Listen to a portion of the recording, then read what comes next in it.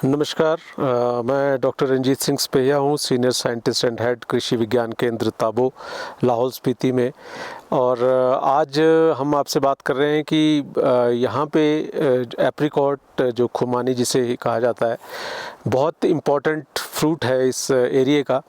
लेकिन इस फ्रूट के साथ एक जो सबसे बड़ी समस्या है कि ये बहुत सॉफ्ट होता है और इसकी जो ट्रांसपोर्टेशन लॉसेस बहुत ज़्यादा होती हैं। तो और स्पीति का जो एप्रिकॉट है ये बहुत टेस्टी होता है, बहुत लेट पकता है as compare to other markets in India.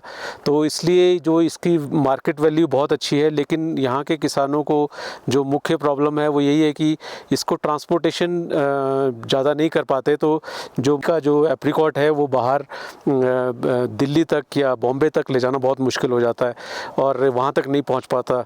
और इससे यहाँ के किसानों को इकोनॉमिक लॉस होता है, क्योंकि अगर ये फ्रूट वहाँ तक पहुँच जाए तो उनके लिए एक जीविका की बहुत अच्छा माध्यम हो सकता है।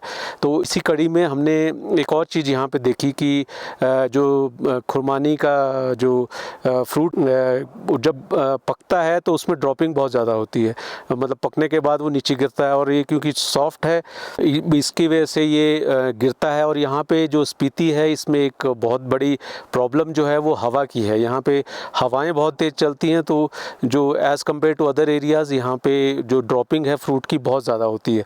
तो उस कारण फार्मर्स को करीब 20 से 25% फ्रूट का लॉस हो जाता है। और वो यहाँ के हिसाब से जितना अच्छा फ्रूट यहाँ होता है और जो रेट मिलता है, बहुत ज़्यादा ह्यूज लॉस हम मानते हैं उसको।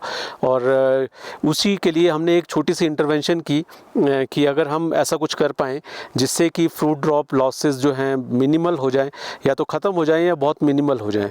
तो उसी कड़ी में हमने कोशिश की कि हम पेड़ के नीचे अगर हम एक एचडीपी नेट लगाएं, जिससे कि जो फ्रूट गिरे वो उस नेट के ऊपर गिरे। और उसी में हमने ये देखिए ये नेट लगाया है, ये एचडीपी नेट है। और ये एचडीपी है हाई डेंसिटी पॉलीथिलीन, और ये यूवी रेजिस्टेंट होता है। और यहाँ पे इन नेट की बहुत आवश्यकता है, क्योंकि यूवी रेज जो हैं वो लाहौल स्पीति में बहुत ज़्यादा हैं। और इसीलिए हमारे को केवल और हम रिकमेंड यही एचडीपी नेट करेंगे इसके लिए। और इसको हमने लगाया है पेड़ के चारों तरफ, डंडों से बांधा है, और बीच में से यहाँ पे देखिए फिर बीच में से काट के हमने इसको यहाँ से सील दिया है। इससे क्या है कि पेड़ पूरा का पूरा हमारा जितना कैनोपी है वो हमने कवर करने की कोशिश की है। और इससे अब क्या होता है कि जो भी फ्रूट ड्रॉप होता है वो इस नेट के ऊपर होता है।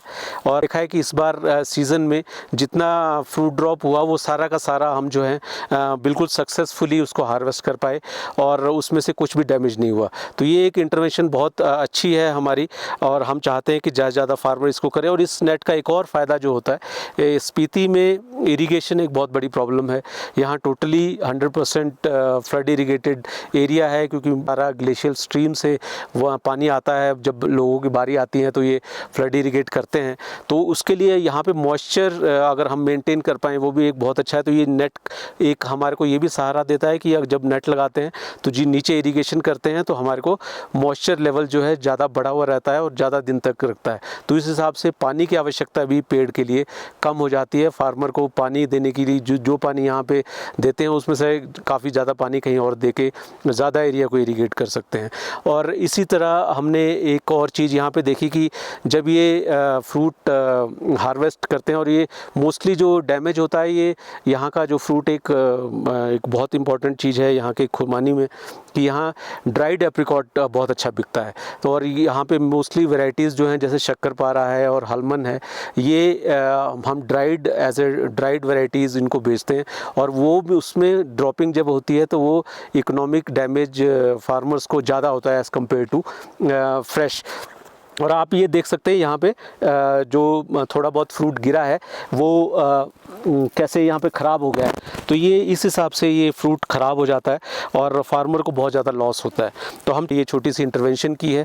और इस चीज़ को फार्मर सिर्फ एप्रिकॉट ही नहीं, ये यहाँ पे जो लोकल एक और लोकल फ्रूट होता है वाइल्ड फ्रूट सी बकथॉर्न, उसके लिए हार्वेस्टिंग में भी ये बहुत काम आ सकता है, क्योंकि उसमें भी उनके फ्रूट ड्रॉप हो जाता है और वो भी सॉफ्ट फ्रूट होता है और वो भी बहुत कॉस्टली है। उसके लिए भी फार्मर अगर इस चीज़ को यूज़ करेंगे तो बहुत उपयोगी होगा। इसमें एक और चीज़ है कि जो हमें ध्यान देने लायक है कि जब फ्रूट राइप होने लगता है तो यहाँ पे जो मोस्टली हार्वेस्टिंग एप्रिकॉट की होती है वो जुलाई एंड से लेके अगस्त एंड तक होती है। तो जुलाई के स्टार्टिंग वीक में हमारे को ये नेट लगा देना चाहिए और सितंबर में इस नेट को निकाल सकते हैं हम, क्योंकि हमने सिर्फ डंडों से बांधा है। तो और ये रीयूजेबल है, इसको कम से कम 4 या 5 साल ये नेट चल पड़ेगा इतनी स्ट्रॉन्ग यूवी रेज में भी, और इसको हम बार बार यूज़ कर सकते हैं। इसलिए ये फार्मर्स को कॉस्टली भी नहीं पड़ेगा। और सबसे अच्छी बात इसमें ये है कि ये नेट डिपार्टमेंट हॉर्टिकल्चर से सब्सिडी में भी उपलब्ध है। अगर वहाँ से भी फार्मर लेना चाहें तो वहाँ से ले सकते हैं। और अगर ऐसे फार्मर्स ऐसे इलाकों में हैं जहाँ ये नेट उपलब्ध नहीं हो पा रहा है, तो वहाँ पे वो पुरानी बेडशीट है या और कोई कपड़ा है जिसको वो बांध सकते हैं, तो वो ले सकते हैं। उससे भी ये जो इंटरवेंशन है बहुत अच्छी काम करेगी। और साथ ही साथ क्योंकि कपड़ा एक पोरस माध्यम है, तो पानी उसमें से भी गिरेगा और वो शेड रखेगा और मॉइस्चर को वो भी उतना ही इफ़ेक्टिव रहेगा मॉइस्चर कंजर्वेशन के लिए। तो फार्मर्स अपने लेवल पे जो भी जुगाड़ कर सकते हैं ताकि वो पेड़ के नीचे इंटरवेंशन करके फ्रूट को नीचे ना गिरने दें, ऊपर ही हार्वेस्ट कर सकें। तो मैं समझता हूँ कि यहाँ के फार्मर्स के लिए बहुत अच्छा इंटरवेंशन है।